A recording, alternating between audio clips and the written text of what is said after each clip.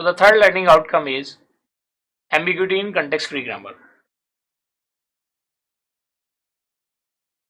ये पहले एम्बिग्यूटी को समझना जरूरी है। एम्बिग्यूटी का मीनिंग अगर आप देखेंगे तो एम्बिग्यूटी का मतलब है a kind of confusion.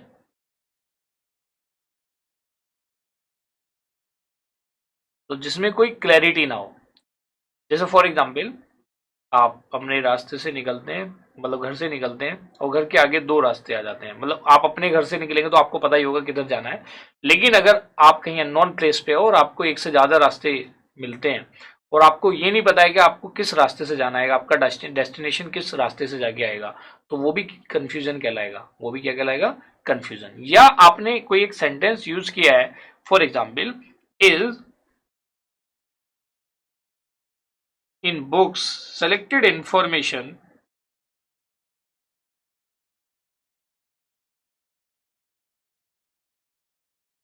is given।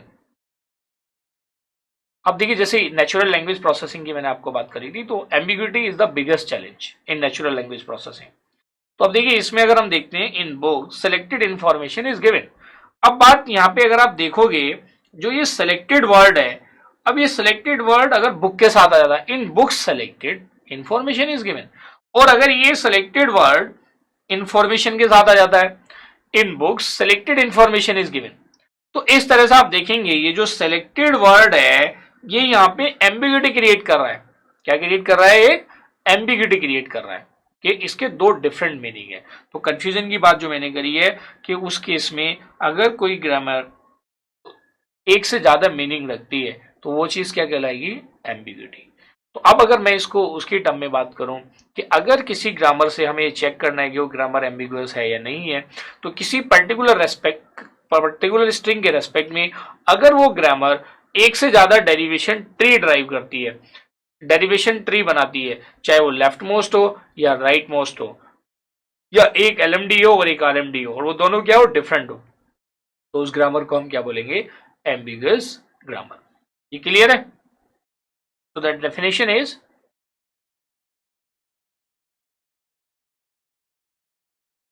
a context free grammar is ambiguous if there exist two or more derivation trees for W belongs to LG। Clear? तो ये जो डेरिवेशंस हैं, there may be two LMDs, there may be two different RMDs, और there may be one LMD and one RMD। लेकिन ये जो to LMD, इन सब की किसकी बात हो रही है? Different. A context free grammar is ambiguous if there exist two or more derivation trees for W belongs to LG। ये क्लियर है? चलिए, तो आपको ये क्लैरिटी आई कि इस तरह से अगर किसी स्ट्रिंग के लिए कोई ग्रामर एक से ज्यादा डेरिवेशन बनाती है तो उसको हम क्या बोलेंगे? Ambiguous grammar. इसके कुछ एग्जाम्पल करते हैं, उससे आपको और क्लैरिटी आएगी।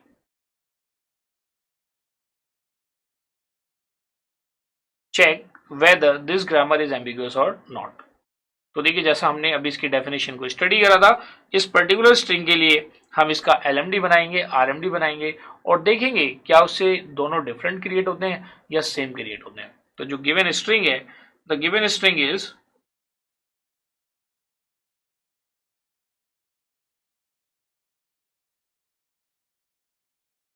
A plus A into B.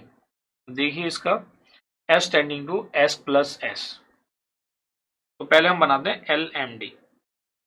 तो जब हम इसका LMD बना रहे हैं, तो LMD जब क्रिएट कर रहे हैं तो हम क्या लिखेंगे? ये गिवन है S tending to S plus S। अब ये देखो इस स्ट्रिंग में, जिस स्ट्रिंग की बात हो रही है, इसका जो, क्योंकि हमने क्या लिया है, क्योंकि इस स्ट्रिंग की स्टार्टिंग प्लस से हो रही है तो हमने LMD बना रहे हैं। हमने अभी एज्यूम करके चला कि S का हमने एक प्रोडक्शन लिया S tending to S plus S। इसका जो पहला टर्मिनल है वो क्या है? A है। तो इस S को किससे रिप्लेस कर दिया हमने? A से, A प्लस S। फिर S का एक प्रोडक्शन है S इंटू S, तो S के एक प्रोडक्शन को रिप्लेस किया हमने S मल्टीप्लाई बाई S से। हमने लिखा A plus S multiply by S। Clear? अब क्योंकि LMD बना रहे हैं तो इसका जो पहला वेरिएबल है, फर्स्ट वेरिएबल, इसको किससे रिप्लेस करना? देखिए यहाँ तक की स्ट्रिंग जनरेट हो चुकी है, आपको इस ए से रिप्लेस करना। देखिए यहाँ पे अगर मैं इस स्ट्रिंग में टर्मिनल्स की बात करूंगा, ए बी प्लस माइनस, ये सारे टर्मिनल्स हैं इस केस में। तो ये क्या हो जाएगा, A plus A multiply by S. अब इस एक सिंगल एस बचा, तो यहां तक की स्ट्रिंग हमारी ड्राइव हो चुकी है। इसको किससे रिप्लेस कर देंगे, बी से, क्योंकि एस का हमारे पास डायरेक्टली बी प्रोडक्शन भी अवेलेबल है। ये रिप्लेस हो जाएगा A plus A into B. तो इस तरह से हमने ये स्ट्रिंग को ड्राइव कर लिया। जब इस स्ट्रिंग को ड्राइव कर लिया, आइए देखते हैं इसका डेरिवेशन क्या होगा। आप इसका, ये तो डेरिवेशन हुआ, अब इसका आप एलएमडी का डेरिवेशन ट्री भी बना सकते हैं। तो जब आप इसका डेरिवेशन ट्री बनाएंगे, derivation tree will look like S plus S. फिर आपने एस को फर्दर रिप्लेस किया था किससे, ए से। आप फर्दर एस को, इस वाले एस को आपने रिप्लेस किया था एस मल्टीप्लाई बाई एस। इस एस को रिप्लेस किया था ए से, और फिर इस एस को रिप्लेस किया था आपने बी से। अब देखो जो रिमेनिंग स्ट्रिंग है, remaining string is this one.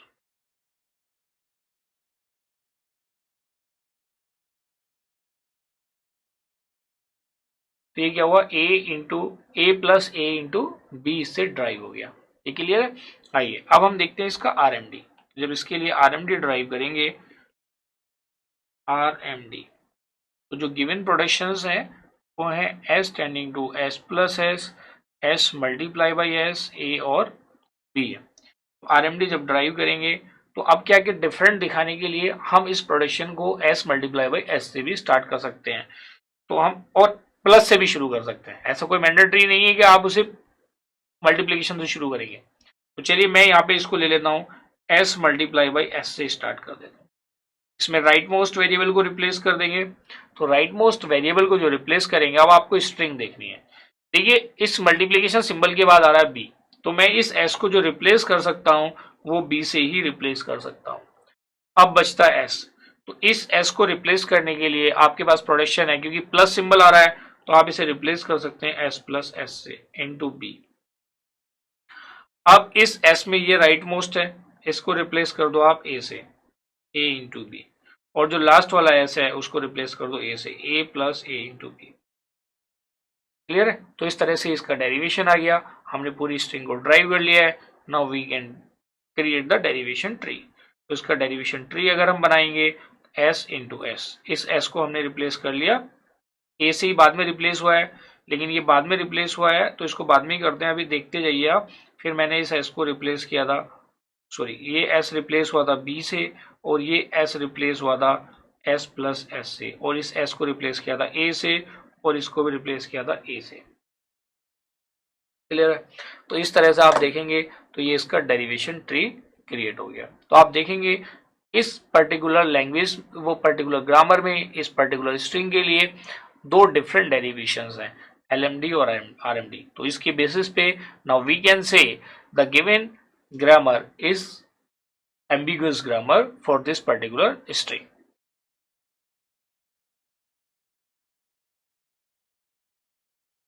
Clear है। तो इस तरह से आप एम्बिग्यूटी को चेक करेंगे। आइए इसके कुछ और एग्जाम्पल ले लेते हैं। जैसे मैंने बताया था कि अगर किसी केस में स्ट्रिंग नहीं गिवन है और फिर भी वो कहता है कि आपको उसकी एम्बिग्यूटी चेक करनी है, तो पहले आप अपने आप से एक स्ट्रिंग लेंगे, फिर उसके बाद उसको चेक करेंगे उस स्ट्रिंग को लेके कि वो एम्बिगुअस है या नहीं है। If G is the grammar S tending to SBS oblique A, show that G is ambiguous. Clear है। सॉल्यूशन, तो आपके पास जो गिवन ग्रामर है वो S टेंडिंग टू SBS है ऑब्लिक ए। अब देखो इस केस में स्ट्रिंग नहीं गिवन है, तो बिना स्ट्रिंग के लिए, बिना स्ट्रिंग के आप कैसे डेरिवेशन बनाओगे, तो आपको एक स्ट्रिंग की रिक्वायरमेंट है। तो आप इस ग्रामर से, जैसे मैंने आपको ग्रामर टू लैंग्वेज जब कन्वर्जन बताया था, ऐसे ही मैंने लैंग्वेज टू ग्रामर भी बताया था। तो मैंने आपको स्ट्रिंग का एक सीक्वेंस बताया था कि आप ये चेक करो कि ये किस टाइप का पैटर्न जनरेट करती है। तो वैसे ही प्रोडक्शन रूल को अप्लाई करके आप एक स्ट्रिंग बना लो। स्ट्रिंग मिनिमम लेंथ की होनी चाहिए, जिससे आपको लगे कि हाँ 6, 7, 8 कैरेक्टर की आप या इनपुट सिंबल्स की आप एक स्ट्रिंग ड्राइव कर लो। तो जैसे मेरे पास एक गिवन है S tending to S B S है, मैंने यहाँ पे एस को फिर से रिप्लेस कर दिया एस बी एस से, और ये फिर बी एस है। इसको आप फर्दर भी आगे बढ़ा सकते हैं, क्योंकि ए से तो रिप्लेस हो ही जाएगा, आप इसे फर्दर भी बढ़ा सकते हो। आपने इस एस को फर्दर रिप्लेस कर दिया एस बी एस से, और ये क्या हो जाएगा बी एस। ये स्ट्रिंग है और जितने भी एस हैं स्टार लगा के सभी एस को ए से रिप्लेस कर दिया, A B A B A B A. अब आपके पास ये स्ट्रिंग है। क्लियर है? मैंने स्टार क्यों लगाया? क्योंकि मैंने सारे एस को एक साथ ए से रिप्लेस कर दिया। ये स्ट्रिंग है, इसके लिए हमें चेक करना है कि गिवन ग्रामर एम्बिगुअस है या नहीं है। तो let us consider the string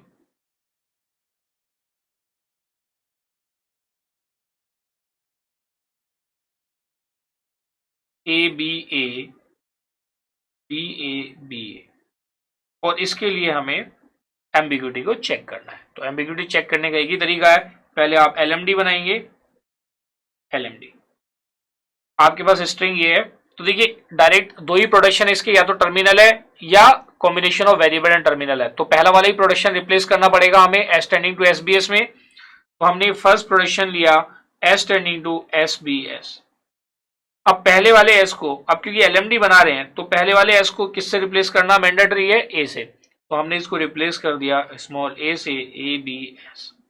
अब एक ही एस बचता है, तो इसको स्ट्रिंग को क्योंकि आगे भी जनरेट करना है, अभी तक हमने टू टर्मिनली जनरेट करे हैं, तो आगे स्ट्रिंग को जनरेट करने के लिए इस एस को फर्दर रिप्लेस करना पड़ेगा एस बी एस से। तो A B and further S B S.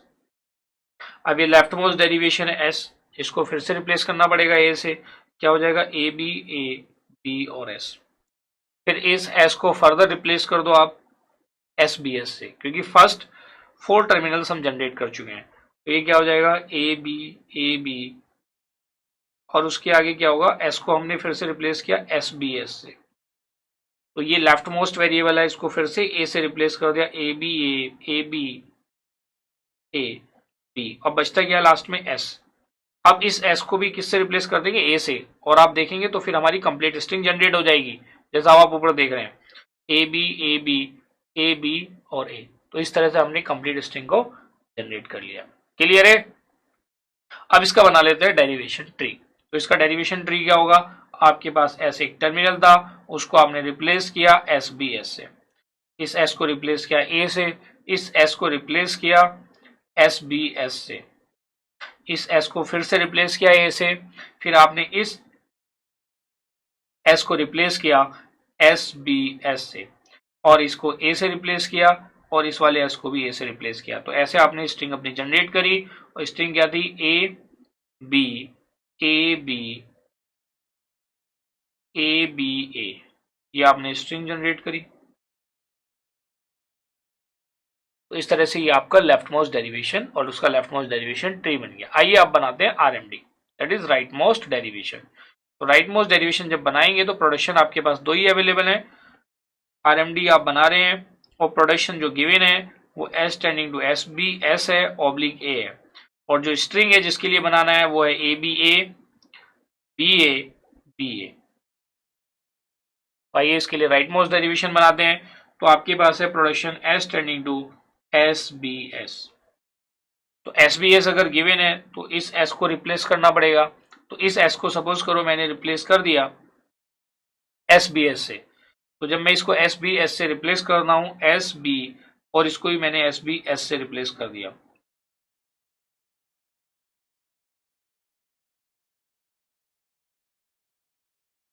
एक मिनट, इसको एस बी एस से ना करके आप इस स्ट्रिंग में देखिए, आप एज्यूम कर सकते हैं, जैसे मैंने पहले बताया था कि आप इस स्ट्रिंग को, जैसे S tending to A B है तो इस स्ट्रिंग का लास्ट जनरेट कर सकते हैं। इससे डायरेक्टली आपको क्या मिल सकता है? इस स्ट्रिंग का लास्ट मिल सकता है। तो आपने किया एस बी और ए, तो ये स्ट्रिंग आपकी जनरेट हो गई बी ए। क्लियर है? अब जो ये एस वाला है इस एस को रिप्लेस कर दो, एक ही एस बचता है, आपने इसको रिप्लेस कर दिया एस बी एस से, और बी आ ही चुका। अब इसमें इसको आपने ए से रिप्लेस कर दिया एस बी ए बी ए तक की स्ट्रिंग जनरेट हो गई, या बी ए तक की जनरेट हो गई।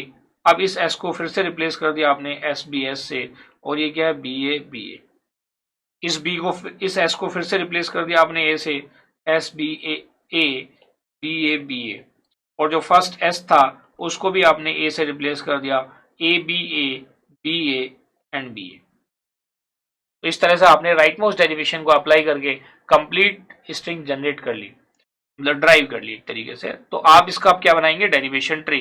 तो इसका डेरिवेशन ट्री क्या हो जाएगा, एस टेंडिंग टू आपके पास एस बी एस था, इस एस को आपने ए से रिप्लेस किया, फर्स्ट वाले एस को आपने एस बी एस से रिप्लेस किया, आपने एस बी एस से रिप्लेस किया, इस एस को फिर से ए रिप्लेस किया और इस एस को फिर से एस बी एस से रिप्लेस किया। ये ए था और ये भी ए था।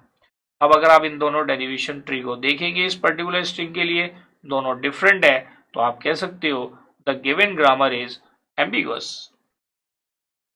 Given grammar is ambiguous. ये क्लियर है? चलिए, तो आपको यहां तक क्लैरिटी आई कि ये गिवन ग्रामर एम्बिगुअस है। तो देखिए, जो हमारा थर्ड लर्निंग आउटकम था उसको हमने यहाँ पे अचीव कर लिया, determine ambiguity in context free grammar. तो हमें पता चल गया कि एम्बिग्यूटी को हम कैसे डिटरमाइन करेंगे। तो let us have a knowledge check related to it.